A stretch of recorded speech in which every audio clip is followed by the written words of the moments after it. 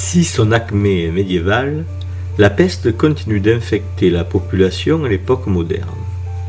À l'écart des villes et même des villages parfois, un bâtiment, une grotte, un abri quelconque leur est attribué, où ils doivent se cantonner afin de ne pas contaminer la population saine, et ce, même si au final, mais cela nous le savons aujourd'hui, la maladie est faiblement contagieuse.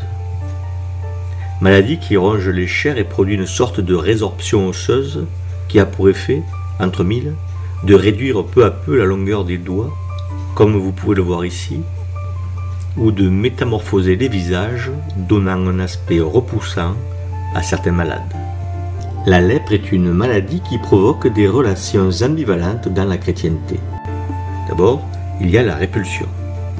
On le voit ici en 1603 à Agnan, dans l'Hérault, près de Montpellier. Cette délibération consulaire nous informe qu'un certain nombre d'habitants sont venus se plaindre qu'un habitant d'Agnan est ouvertement tout boutonné et manifestement le juge entre du tout lépreux, pourri, gâté de sa personne.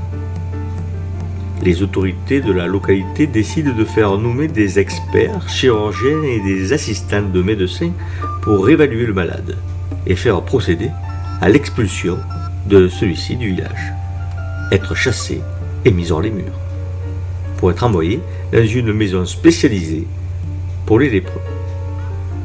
On comprendra ici que les assistants médecins sont des étudiants en médecine, nombreux aux alentours de Montpellier, et qui mettent en pratique, sur le tas, ce qu'ils apprennent à la faculté de médecine. Alors, si les lépreux sont chassés des villes, ils sont tout de même soutenus par la société qui les nourrit. On leur réserve des fontaines, parfois.